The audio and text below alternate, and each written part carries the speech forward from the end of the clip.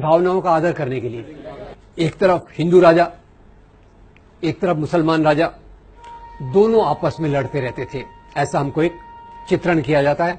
और इसीलिए अभी आजकल आपके शहर में, जिन लोगों का भी दिल्ली शहर है, अपनी राजधानी में एक और रोड का नाम बदलने की कोशिश हो रही है। कौन सा है वो? अकबर। बोले अकबर मुस्लिम और हमारे महाराणा प्रताप हिंदू, बहुत बहादुर, तो उस बहादुर अपने राजा का नाम वहां देना चाहिए। अकबर अपना नहीं है, वो तो विदेशी है। अब ये देशी विदेशी की परिभाषा क्या होती है क्या नहीं अपन देखेंगे। तो यहां अपन चलते हैं, एक तरफ अकबर है, एक तरफ राणा प्रताप। और अकबर और राणा प्रताप की लड़ाई हुई थी हल्दी घाटी के मैदान में। एक तरफ किसकी फौज है? अकबर की, एक तरफ राणा प्रताप की। आप देखेंगे, आप हैरान हो जाएंगे, अकबर की फौज में अकबर खुद नहीं है।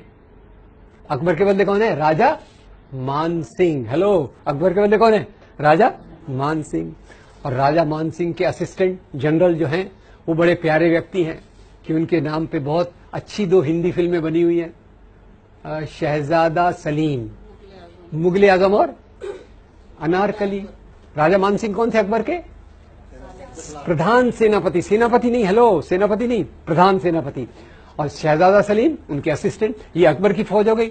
और राणा प्रताप की फौज में उनके जो सबसे बड़े विश्वस्त थे, उनका नाम था हकीम खान सूर।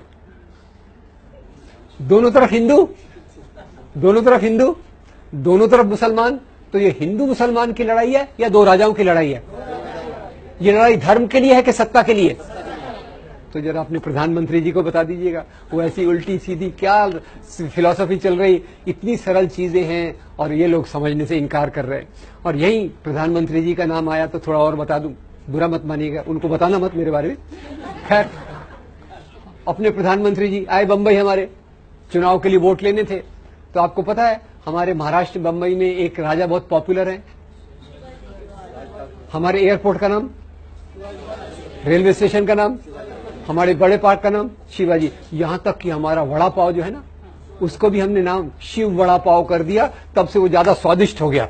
आगे आपको खिलाऊंगा कभी। क्या ये, खैर, उनको वोट लेने थे तो बोले शिवाजी महाराज इतने महान थे कि उन्होंने औरंगजेब का खजाना लूटने के लिए सूरत पर आक्रमण किया। मैं हैरान हो गया। मैं फिर से हिस्ट्री बुक मैंने देखा, औरंगजेब का खजाना दिल्ली में था कि सूरत में था? दिल्ली में था। अब शिवाजी महाराज जो हमारे थे, उनकी फौज एक बार सूरत पे आक्रमण करने जा रही थी। तो आपको मैंने बताया क्यों, इसकी बात क्यों कर रहा हूं, क्योंकि प्रधानमंत्री जी उसको उल्टा बता रहे।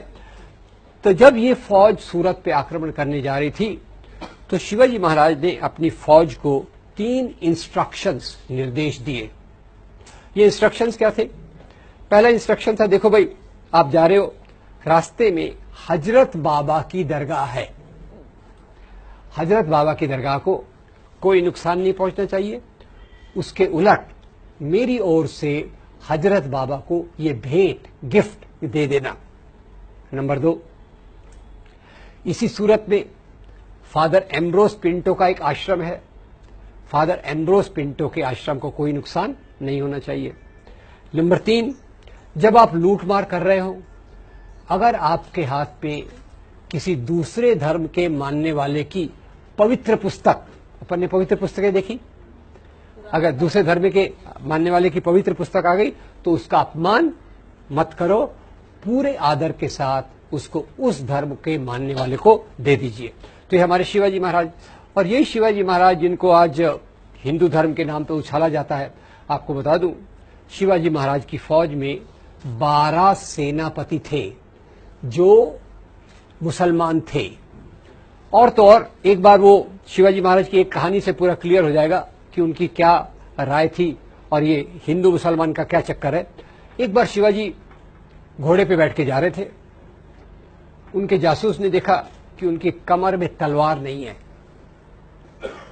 तो जासूस, उनका जो बॉडीगार्ड था, बड़ा डिस्टर्ब हो गया। उसने कहा, महाराज आप कहां जा रहे? तो शिवाजी ने कहा, मैं अफजल खान को मिलने जा रहा हूं। बोले, अच्छा, आप अफजल खान को मिलने जा रहे हैं, तो ये बताइए आपकी तलवार कहां है?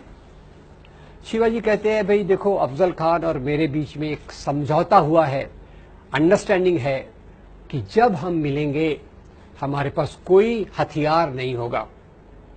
तो जासूस और डिस्टर्ब हो गया, उसने बोला महाराज जरा नीचे उतरिए। शिवाजी नीचे उतरे तो जासूस बड़े अजीब सवाल पूछता है उनसे, अजीब पर उसका एक मतलब रहता है।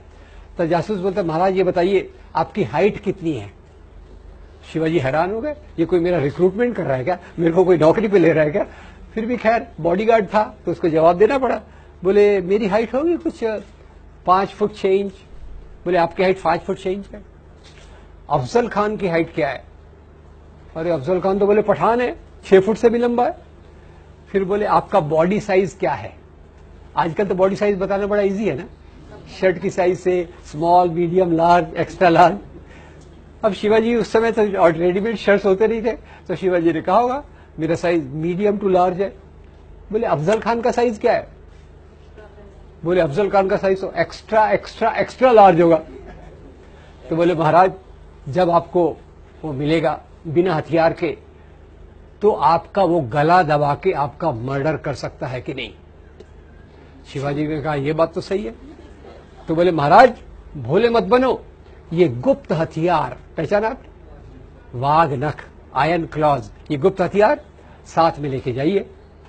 शिवाजी महाराज ने अंगूठियों के नीचे वाघ नख को छुपा लिया। और ये जासूस का नाम जरा मैं पूछना चाहता हूं आपसे, ये शिवाजी महाराज उनके जासूस का नाम था रुस्तमे जमान। शिवाजी महाराज के 18 बॉडीगार्ड थे, उसमें से 12 बॉडीगार्ड मुसलमान थे। शिवाजी महाराज घोड़े पे बैठे जा रहे थे, जब जा रहे थे गए अफजल खान के तंबू के पास पहुंचे। जैसे ही तंबू के पास पहुंचे अफजल खान ने उनको देखा, जोर से जंप लगा के बाहर आया और जोर से चिल्लाया शिवा शिवा, और आके सीधा उनके गले पे हाथ रख दिया। शिवाजी महाराज तैयार, वाघ नख निकाला, अफजल खान के पेट में डाल दिया। जैसे वाघ नख अंदर गया अफजल खान गिर गया, मरने पे आ गया। और अफजल खान की तरफ से उनके सचिव सेक्रेटरी आए, उन्होंने तलवार निकाली और शिवाजी को मारने की कोशिश की। और वो सेक्रेटरी का नाम भी बड़ा इंटरेस्टिंग है, सेक्रेटरी का नाम है कृष्णाजी भास्कर कुलकर्णी। कृष्णाजी भास्कर कुलकर्णी किसके साथ है? अफजल खान के साथ है। रुस्तम जमान किसके साथ है? शिवाजी के साथ है। तो ये हिंदू मुसलमान का राजा है कि सवाल है कि दो राजाओं का सवाल है। एक सवाल आपको